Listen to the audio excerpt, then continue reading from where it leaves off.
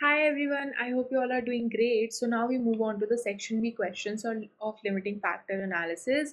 So we will start with home electronics company. ये हमारा limiting factor का section B का question है from your exam kit of BPP. So let's read the case study फिर हम questions करते हैं, ठीक है.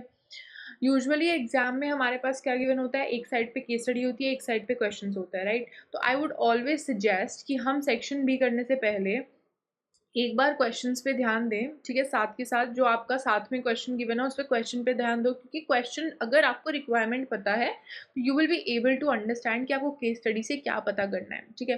तो पहला पार्ट मुझे पूछ रहा है what is contribution per unit of limiting factor for product T in the first quarter of the year. अब मुझे पता है कि मुझे कॉन्ट्रीब्यूशन पर लिमिटिंग फैक्टर निकालना है. Now let's read the case study. Okay, home electronics company. Again, this is a past paper from your March-June 2020 attempt. So the following scenario relates to the next 5 questions. Home electronic companies manufactures electric appliances for domestic use. It is made up of 2 divisions. पहली division है मेरी small appliances division, जिसमें two of the products manufactured by small appliances divisions are blender product B and toaster product T, ठीक है. The standard cost card, यानी कि हमारे पास एक कॉस्ट कार्ड गिवन है जिसमें हमारे पास सेलिंग प्राइस एंड सारी की सारी कॉस्ट गिवन है and we have also been given with the profit, ठीक है. In the first quarter of the year supply of the material was restricted to 2000 kgs per month. It was due to a global shortage. It is now April and it has been identified that material will continue to be limiting to 2000 kgs per month as well. Again जब भी हम questions कर रहे हैं तो हम main चीज़ें highlight करते जाएंगे बिकॉज इट इज़ ईजियर बाद में क्वेश्चन सॉल्व करना, ठीक है.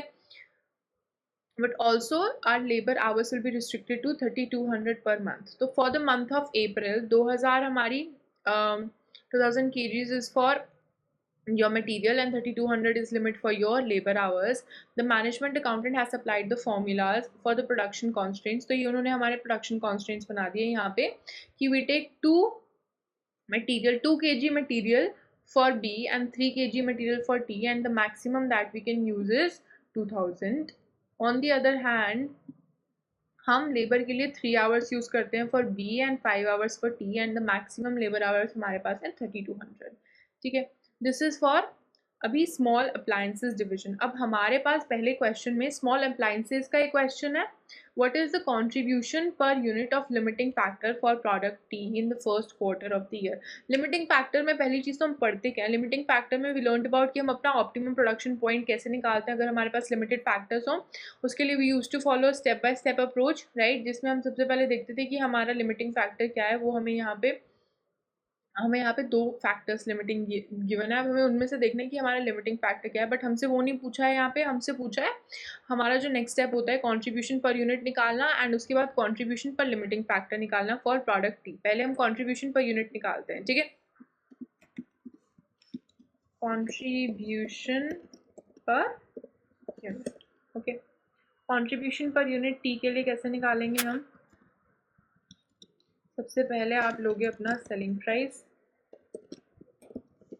सेलिंग प्राइस हमारे पास है 120. Then your direct material, then your direct labour, then variable overheads, okay, which is 15, 35 and 80. मेरा कंट्रीब्यूशन पर यूनिट आना चाहिए टी के लिए 52, right. This is for T product T. तो ये हो गया कंट्रीब्यूशन पर यूनिट. अब वो कह रहे हैं फर्स्ट क्वार्टर में, राइट. तो यहाँ पे हमें क्लियरली गिवन है that in the first quarter of the year हमारी supply of material was restricted to 2000 kg. तो in the first quarter of the year my limiting factor was material, right. तो अब हम यहाँ निकालते हैं how much material did we use in the first quarter. So limiting factor per unit, ठीक है. हम यहाँ पर देखेंगे that हमारा cost was 5 हमारी डायरेक्ट मटेरियल की कॉस्ट 5 है और हम यहाँ पे 15 टोटल कॉस्ट ले रहे हैं। पर केजी की कॉस्ट 5 है, total cost per unit is 15। हमने यहाँ पर भी आइडेंटिफाई किया है कि हम 2 केजीज़ बी के लिए यूज़ करें एंड 3 केजीज़ टी के लिए यूज़ करें। एंड यहाँ पर भी हम देख सकते हैं कि अगर पर केजी 5 है तो टोटल अगर 15 है तो हम यहाँ पे कितने केजीज़ यूज़ कर रहे हैं, 3 केजीज़। तो यहाँ पर हम लिखेंगे लिमिटिंग फैक्टर की जगह material used per unit, which is 3 kgs. Therefore, your contribution per limiting factor will be contribution per unit divided by limiting factor per unit, 17.33. To the nearest whole dollar is going to be your 17. ठीक है, अगर ये 17.5 या 17.5 से ज़्यादा होता तो हम नेक्स्ट नंबर पे राउंड ऑफ करते, अगर 17.5 से कम है तो हम पिछले नंबर पे राउंड ऑफ करेंगे। ठीक है, let's see that is the correct answer. ठीक है, नेक्स्ट क्वेश्चन पे आते हैं। जैसे using simultaneous equations what is the total contribution to be earned from product B and T in April. अभी भी हम स्मॉल अप्लायंसेस की बात कर रहे हैं। वो कह रहे हैं कि अगर हम साइमल्टेनियस इक्वेशंस यूज करते हैं जो कि हमारे पास दो फैक्टर्स की गिवन है, what would be the total contribution earn. तो यहाँ पर हमारा स्टेप बाय स्टेप अप्रोच हमें क्या कह रहा है कि सबसे पहले you are going to find the optimum production point. ठीक है, ऑप्टिमम प्रोडक्शन पॉइंट कैसे निकालते हैं हम साइमल्टेनियस इक्वेशंस को सॉल्व करके, राइट। तो साइमल्टेनियस इक्वेशंस को अगर हम सॉल्व करेंगे यहाँ पर that would be, let's see, two B, हमारे पास दो इक्वेशंस क्या हैं, two B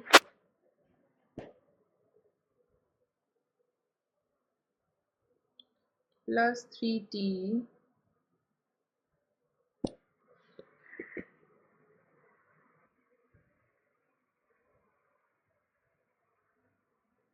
to B plus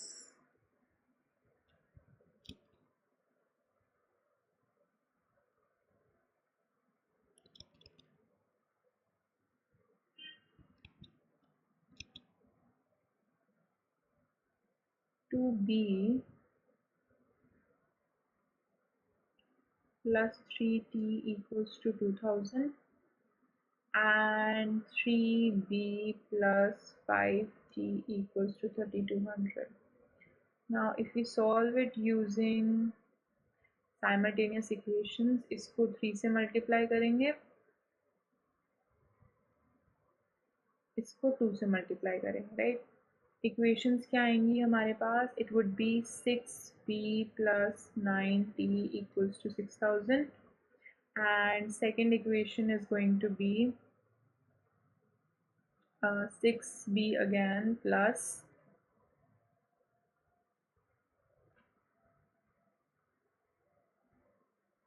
10t equals to 6400.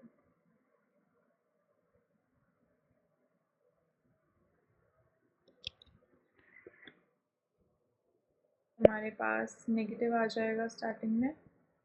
ठीक है, this whole equation will be converted into negative, negative 6b negative minus negative 10t and negative 6400, right. Simultaneous equation में हमारी second equation के साइंस चेंज हो जाते हैं, right. Negative negative and negative for all of them, positive and negative 6 भी cancel out हो जाएगा। यहाँ पर हमारे पास minus T will be equal to minus 400। ठीक है, so basically T is equal to 400। अब हम इनमें से किसी भी इक्वेशन में पुट करके बी की वैल्यू निकाल सकते हैं, राइट। बी की वैल्यू निकालते हैं, this is T is equal to 400। तो हमने यहाँ देख लिया है that T is 400।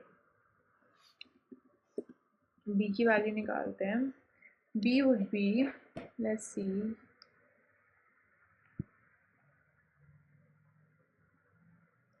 2b plus 3 into 400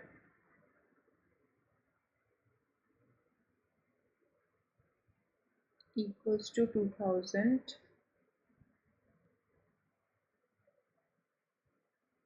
So 2b equals to 2000 minus 1200.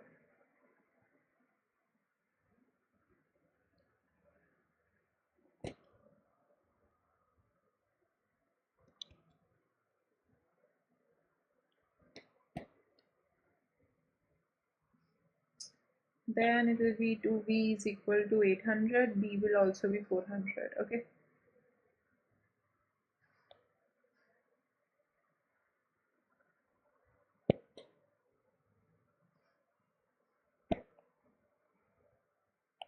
b is also equal to 400. Okay.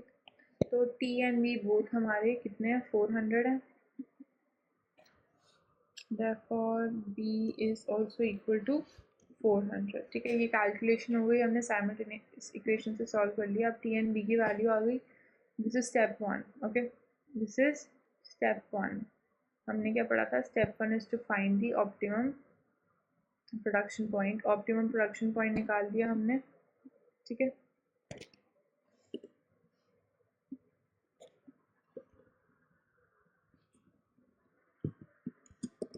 step 1 is to find the optimum production point and दोनों के contribution से multiply कर दो. ठीक है, टी का per unit contribution is 52, right. Production contribution, so T के लिए 400 इंटू 52, राइट. लेकिन बी के लिए कंट्रीब्यूशन हमारा क्या होगा? Let's see, contribution per unit for B would be उसका selling price which is 80 minus 10 material की कॉस्ट माइनस 21 लेबर की कॉस्ट माइनस 12. सो 400 इंटू 37, ये हो गई हमारी टोटल कंट्रीब्यूशन. क्या हो जाएगी इन दोनों की सम? 35,600. ठीक है, 35,600. That is correct. Next पे आते हैं, which of the following statements about the linear programming to resolve the limiting factor problems are true? Linear programming में कौन सी हमारी limitations correct है? इसमें से linear programming method helps to identify the optimum selling point for a product. It helps to identify the optimum selling production point, not the price. Okay, so linear programming method helps to identify the optimum production point, not the selling price. Optimum selling price कहाँ से आता है? Value of marginal revenue is equal to marginal cost, जो हमने pricing में पढ़ा था. ठीक है, तो first one is wrong. Second, slack occurs when more than the maximum available of the limited resources required. More than the maximum available limiting resource, यानी कि कोई चीज़ limiting factor में आपके पास and आपको वो ज़्यादा चाहिए. Obviously अगर आपका limiting factor ज़्यादा चाहिए और वो इंक्रीज होगा तो हमारा कंट्रीब्यूशन बढ़ेगा, right. What is slack? Slack is जब आपके पास कोई चीज़ रिक्वायरमेंट उसकी कम है, अवेलेबिलिटी ज़्यादा है. स्लैक क्या होता है? अगेन 139 पे, slack is when your requirement is less than your availability of resources. Okay,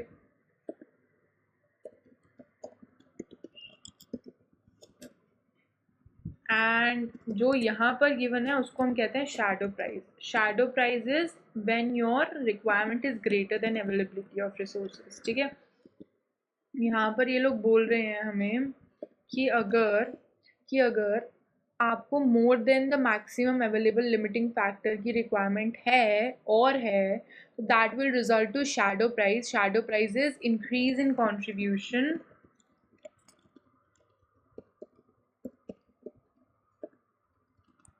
with 1 unit increase in limiting factor.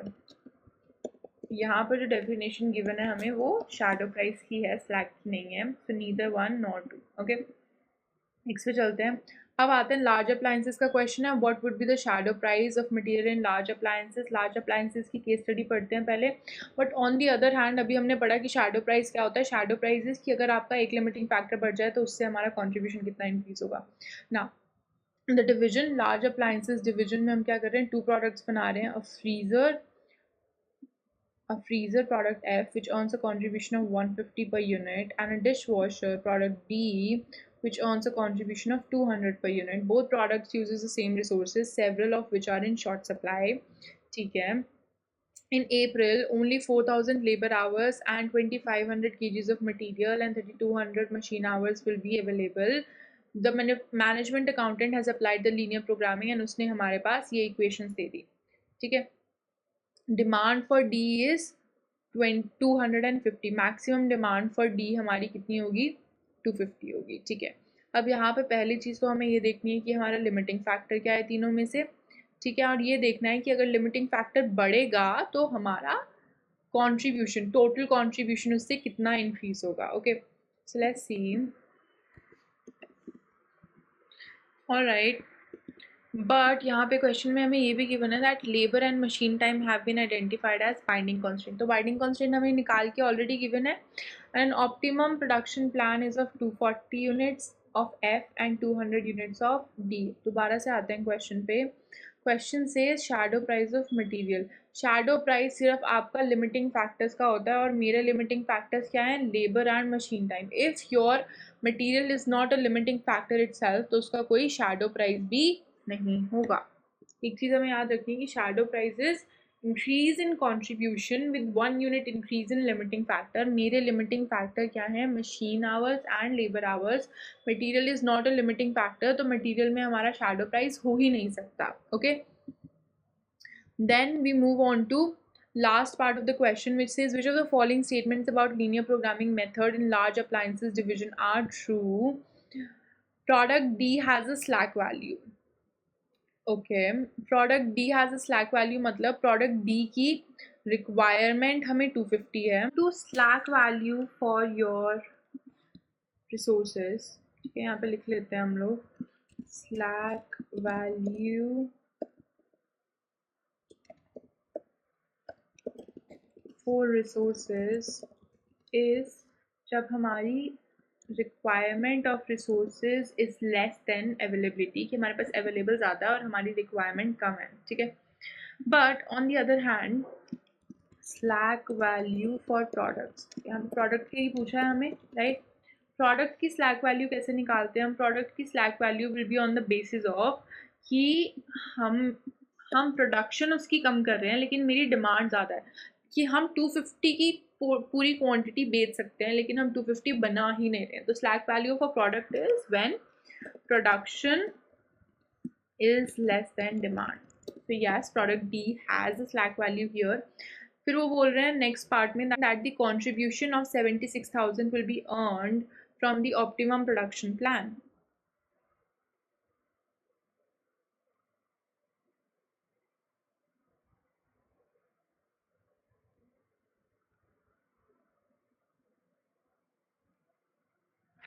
फिर वो बोल रहे हैं इन दी नेक्स्ट पार्ट, डी की हमारी स्लैक वैल्यू है, नेक्स्ट पार्ट में बोल रहे हैं contribution of 76,000 will be earn from the optimum production plan. Optimum production plan पे आता है 250 units of F and 200 of D, right. Product F and product D, ठीक है।